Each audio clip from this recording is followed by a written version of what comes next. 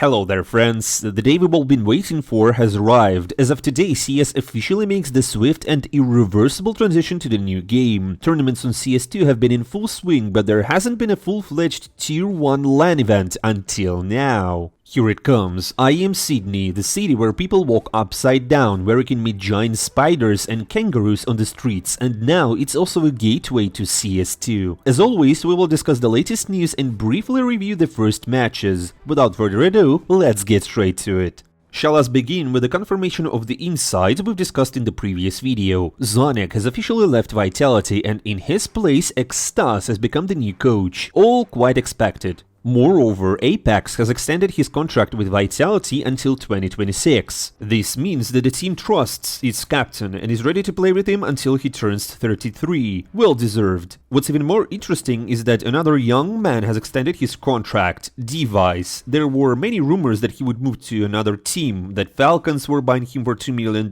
and more. But it all turned out to be off the mark. Device is staying in Astralis at least until 2026. Official roster changes are done for now. Next up, the rumors. For instance, according to Kurumi, there's a high likelihood that Magisk will transfer to Falcons. He only has 2 months left on his contract and he hasn't signed a new one yet. Also, Aker from Gamer Legion is being considered for the dream team. From the previous Falcons lineup, only Bodhi is likely to stay, and that's not even certain for now. According to Kurumi, there were a few major transfers over the past couple of years that fell through at the last moment. For example, Deco to Spirit, Flamey to Sprout, or more recently, Staven and Yabi to Astralis. By the way, what about Cadian? For now, there is no official information, just a photo on his Instagram where he's hanging out with someone who looks just like Dupree. I honestly thought there would be a lot of news about him in the coming weeks, but so far it's been too quiet. However, for instance, Elige believes that Cadian should join Liquid. He'll take on the roles of a captain and sniper, while OC will switch to a regular rifler and become the second op. Sounds good, and it's certainly better than playing with Daps, who retired as a pro player a year and a half ago. And it seems that Liquid's management is in line with Elige's opinion, because according to Kurumi, Liquid really wants to acquire Cadian. However, NIP is also set on having him as their captain, and they might even part ways with Hattrick to make it happen. So Cadian is in high demand, and it makes perfect sense. We can't wait to see him in a new team. Now comes the most interesting news that arrived last night. On the eve of IEM Sydney, all teams were sharing photos from the event location. The teams had traveled for 20 or 30 hours, some even longer. There was a lot of media activity and pro players were happy that this never-ending journey was finally over and it was time to dive into CS2. However, many people started noticing that Simple was missing from the photos and Navi wasn't posting anything about him. Simple himself wasn't saying anything either. Such a significant event and no information from the most media-exposed player in the world.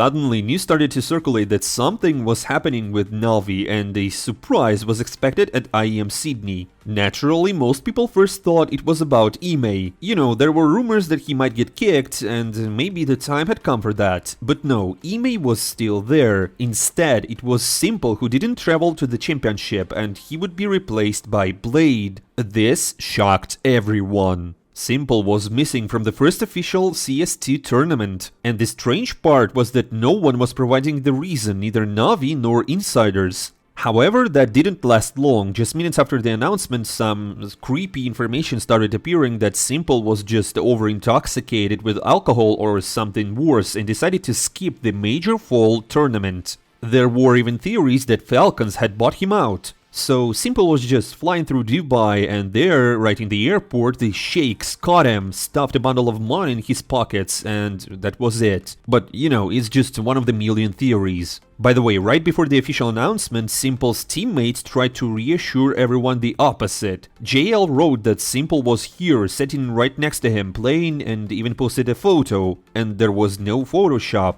But in the end, there was no Simple at IEM Sydney. According to Overdrive, Simple was late for his flight to Sydney, which was quite strange, of course. Deserto confirms this, but it's not just a matter of oversleeping or some internal team disputes, it's just related to paperwork. Simple didn't manage to obtain a residence permit in the EU, and if he had flown now, they might have not just allowed him back. His brother confirmed this as well. Саша не поехал, потому что у него проблемы с документами и все, не более. То, что там пишут в этом, это все глупости. Все очень просто. Там типа инсайдеры. Это все вранье и как есть вам. Не накручивайте бигуди себе, будьте нормальными Джеки Чанами, потому что все не так сложно, как вы думаете. In general, insiders blew the whole thing out of proportion. We don't know all the details and there was no official explanation from Navi, but as knowledgeable people say, it's quite a usual situation. If you haven't sorted out your documents, you can't go anywhere. That's just life. We hope it's indeed the case and all those insiders just decided to hype up such sudden news, but at least we've got to see Navi playing without s1MPLE again. JL said that their plan was to take turns playing with the AWP alongside Blade, depending on the situation. As for Blade himself, he hasn't played CS since 2018 and now he's officially back. He actually holds a few records that not even s1MPLE could beat. Blade is one of the worst players in the history of majors, and he's the worst player of 2017 statistically with an overall rating of 0.84. There you have it, a legend is back. Кстати, смех смехом, а сейчас может руководству Navi прийти озарение, что выигрывать можно и без s1MPLE. To sum it all up regarding s1MPLE, what actually happened to him is unclear. He didn't get in touch, there was no official information from Navi, and naturally, questions arise. And apparently Navi's management might have realized now that they can even play and win without s1MPLE. Overdrive also wrote that it's very strange that Navi didn't explain anything, just released an announcement and that s1MPLE not coming was convenient for them. Later, Sanya asked Ami, Navi's head of esports, why they couldn't find a replacement and why Blade was playing. It turned out that ESL didn't consider s1MPLE's absence an emergency reason, which led to the denial of a substitution, so they had to play with the coach. So overall the situation is quite odd, especially for the main tournament of the season. Hopefully one day we will hear s1MPLE's story and find out it was really about the documents, or it wasn't. And what do you think, guys? Share your opinions in the comments, it will be interesting to read.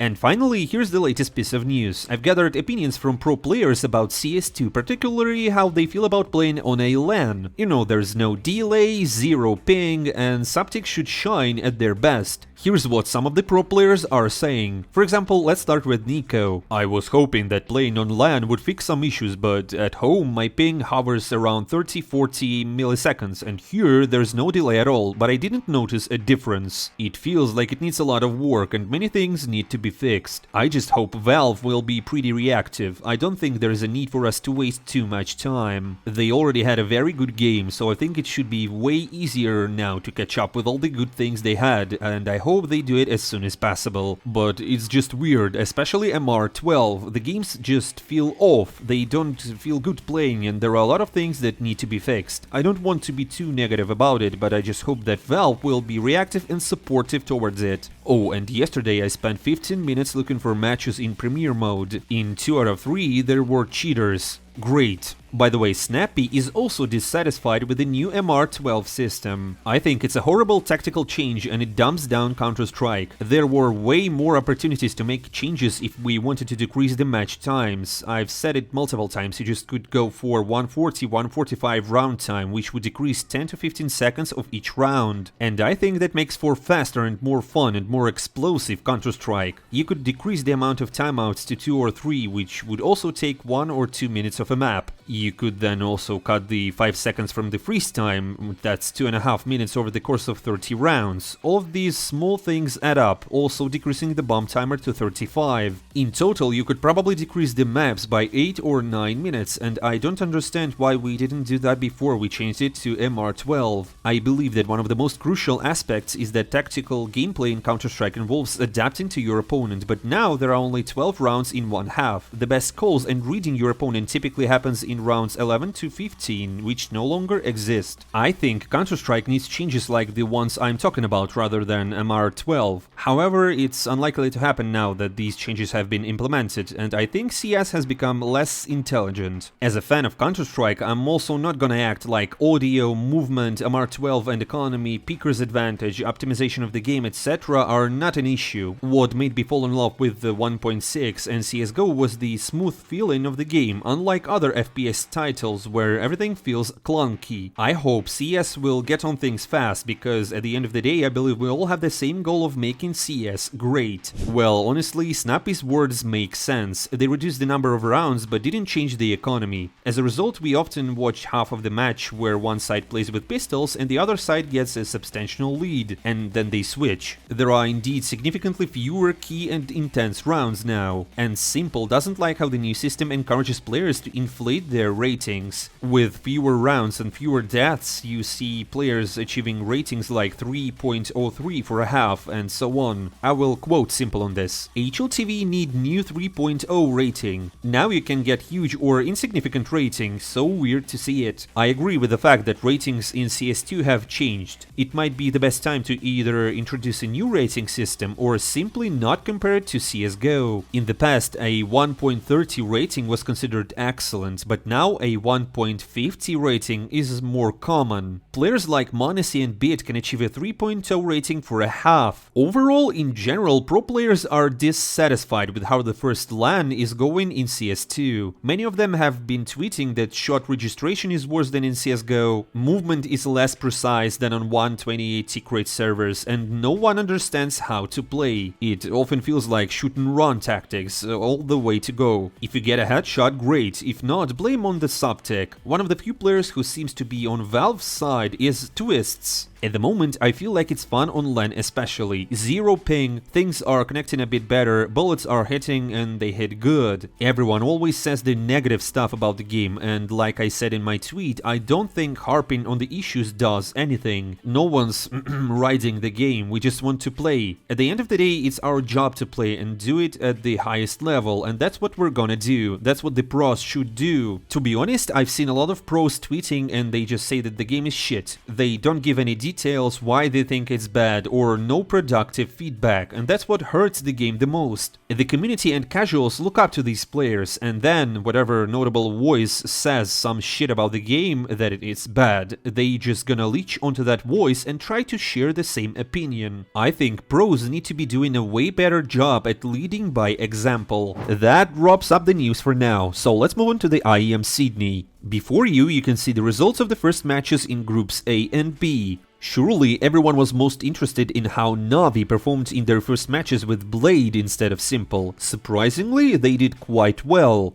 Despite Blade only getting 4 frags, Navi convincingly defeated Apex. Largely thanks to JL, who had a phenomenal game against his former team, amassing 30 kills and a 1.99 HLTV rating. That's what I call welcome to the new game. By the way, s1MPLE himself joined the stream during the match and commented there that he'd be on the substitute bench until the game gets fixed. In the meantime, things seem to be going just fine without him. JL discussed this after the game. We put in a lot of work and now it's paying off. I prepared for CS2 playing every day for 12 hours and I hope I'll continue to perform well. AlexiB is the IGL and we decided to stick with the roles where we're all comfortable. We just see Blade as a player. During timeouts he's peak and his coaching role still shows. We'll figure out what suits us best during the tournament and then we'll see from there. Blade doesn't even have his own config. I helped him a bit with settings, but it's been a long time since he had to set up a config on LAN. We helped him. s1MPLE also tweeted about the victory as if he were with the team and couldn't wait for the next best of 3. And we were waiting too. In their second match against Mouse, Navi lost, but they did quite honorably. We had overtimes on Mirage and Navi completely dominated on Mouse's pick Inferno with a score of 13-4. In theory, they could have made it 2-0 if they had won their Mirage on overtimes. Then, in the third match in the lower bracket, Navi faced off against FaZe. Again, Navi didn't back down without a fight and even managed to win their Mirage with a score of 13-4. However, as you can imagine, it's extremely challenging to beat FaZe with a stand-in like Blade instead of team star player s1MPLE. And as a result, FaZe won 2-1, and Navi's run in this tournament came to an end. Overall, it was a maximum nice try for Blade and Navi. Blade ended the tournament near the bottom in statistics, which could be seen as an achievement, honestly. Actually, with how well the team played without s1mple, it makes one thing that they could potentially perform even better with a top-tier AWPer. Interestingly, discussions like this already happened in the community. For example, Kurumi wrote the following after the match: Navi realized they can win comfortably without s1mple, so maybe they should sell him off completely, make huge money and hype. Theoretically a cool decision, as s1mple isn't a top player anymore based on his in-game skills. Send him somewhere like Falcons and get someone like S1MPLE as a replacement who plays just as well and doesn't have the toxicity. I also think that since the management let go of Electronic and Perfecto in the summer, letting go of s1mple would be easier now. So friends, what do you think of Navi's performance without s1mple? The fact that they have dominated phase 13-4 on Mirage says a lot. Now here's what Beat wrote after the game. Nice try, had a good chance to qualify for playoffs. These two games were close. Now we will have a bootcamp to prepare for Blast finals in Copenhagen. Thanks everyone for support. Sydney is a really nice place. 24-hour flight awaits. See you soon. The next tournament for Navi is only a month away, in late November at Blast. This provides them with a lot of time for preparations and potential roster adjustments. They can leave Sydney with their heads held high. Moving on, a surprising moment that the current world top team, Vitality, faced elimination from the tournament. They lost their first match against Nafany's team 14-16 on Mirage and dropped to the lower bracket. There they faced FaZe, who also lost their opening match to Game Religion in overtimes 15-19. And in this clash, FaZe proved to be the strongest. The new era of CS2 has indeed challenged the current top teams. Along Vitality, main underdogs also left the tournament, such as Vertex, Greyhound, Vision and Apex. This was honestly somewhat expected. The next eliminated team was a surprise, similar to Vitality. After their victory at the Blast Showdown, many had high hopes for Cloud9's performance in Sydney. However, things didn't go as planned. They lost their initial match on Inferno against Fnatic, immediately dropping to the lower bracket. There they defeated Vision, but then lost to Complexity in their next match.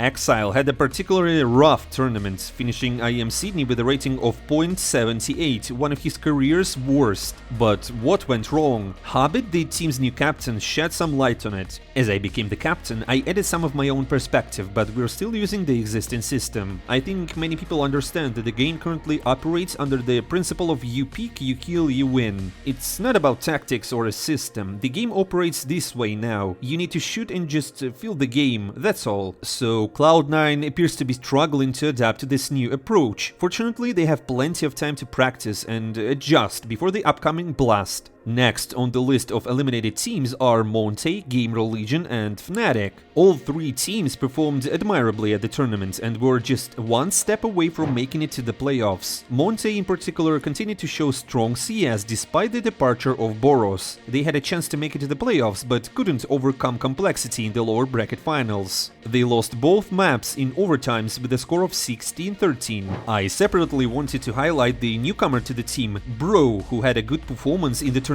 with a rating of 1.17. The same goes for Game Religion, who were stopped just one step short of reaching the playoffs, losing a close match against FaZe Clan. It's a decent debut for the veteran Snacks in his new team. He finished the tournament with a rating of 1.03. It's basically a good performance for a captain. Mouse, G2, ENCE, BB, Complexity and FaZe Clan have all advanced to the playoffs. We'll discuss these teams in more detail in our next episodes based on their playoff performance.